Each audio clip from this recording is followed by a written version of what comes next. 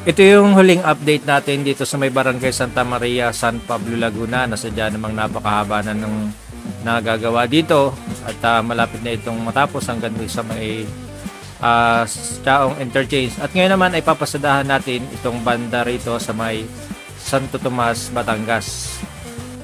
Ito yung pagkagaling ng Santo Tomas Interchange, tapos direksyon mo ay papunta ng south. Nadadaanan mo itong subdivision, tapos may pababa doon sa may geothermal. Ito po yung ating i-update ngayon.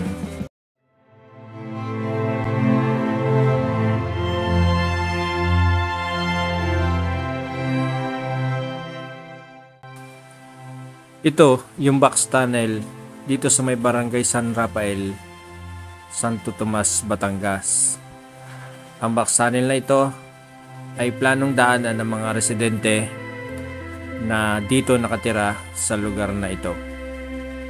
At kung mapapansin nyo nga ay hindi pa yan halos ginagalaw o hindi pa uli tinatambakan. Gawa ng dito sa lugar na ito ay kailangang lagyan ng daanan ng tubig o pinaka tunnel din para kung sakaling lumaki ang tubig ay doon dadaan. Gawa ng itong lugar na ito ay sadyang daanan ng tubig galing sa bundok ng Mount Makiling. Tingnan nyo sa baba at talagang paspasan na rin ang ginagawa dito ng kontraktor na nakakasakop dito sa lugar na to. Yan pong nakikita nyo sa baba, ayan po yung posibleng o yung planong daanan ng tubig. At ang ating drone ngayon ay nakadireksyon papunta ng Santo Tomas Interchange. Iikutan lamang po natin ito ng kaunti at para mas makita nyo ng malinaw.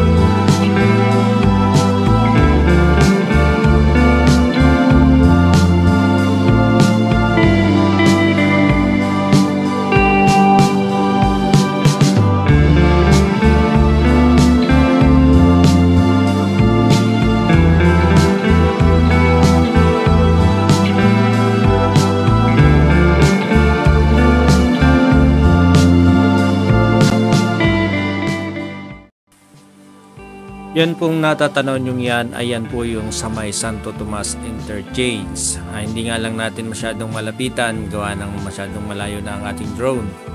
At yan yung subdivision na madadaanan, hindi pa rin siya halos ginagalaw. At kung mapapasin nyo sa dulong yon, yun yung gate na ng subdivision na tinumbok nitong expressway.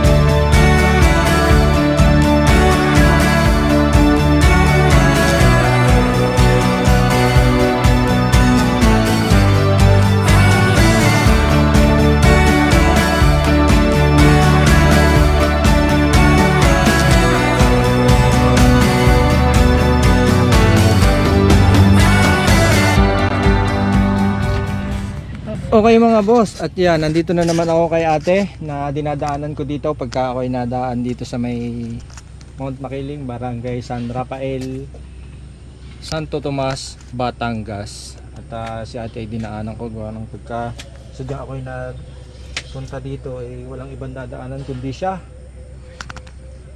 Malapit lang siya dito sa expressway na ginagawa. Yan daw ay dyan ang daan. Tapos yan ay tatabunan. Tapos yung ginagawa doon, daan yun ng tubig. Kumustahin natin si ate. Ate, kumusta ka na? Hello mga Hello mga kaibigan. Batiin ko lang po muna yung doon sa Libon Albay, mga kamag-anakan ko, lahat ng mga sani ko. Panoorin nyo naman ang video namin ni Kuya. Tapos kumain kayo dito pag pupunta kayong Maynila. Pag nayari na yung yan, papuntang Maynila to Bicol. Kumain kayo dito sa aking karinderyang maliit. Sa kainan sa Kawayanan. Ayan ang kawayan. At tabi talaga ng kawayan. Sige. At hintayin ko kayo pagka nayari na tong tinampo dito. Salamat kay ate. Talagang. At isa na namang update dito sa South Luzon Expressway, Barangay San Rafael, Santo Tomas, Batangas. Ito po yung nagigitnaan ng bundok at Mount Makiling. At yung ating pinaliparan kanina ay yun yung ginagawang tulay at saka daanan ng tubig. Na kung mapapansin nyo nga doon sa may dulo doon, sa may subdivision, ay hindi pa siya nagagalaw. At yun ang ating update mga boss. Maraming salamat sa panonood ng video ito. Saan man nakakarating ang ating vlog na to ay maraming salamat po sa inyong panonood. Mag-subscribe lang po kayo at abangan nyo yung mga darating pa nating update dito sa SLEX TR4 Laguna to Quezon Province. Diretso na tayo doon, hanap pa tayo ng pwedeng ma-update natin doon, yung mga pagbabago dito. At ito naman dinadaanan natin ay wala pa rin siyang pagbabago sa may Barangay San Antonio. Hindi pa rin uli siya inuumpisahan, hindi pa rin tinatambakan, at yan pa rin yung ating makikita. Hanap tayo ng ibang ma-update.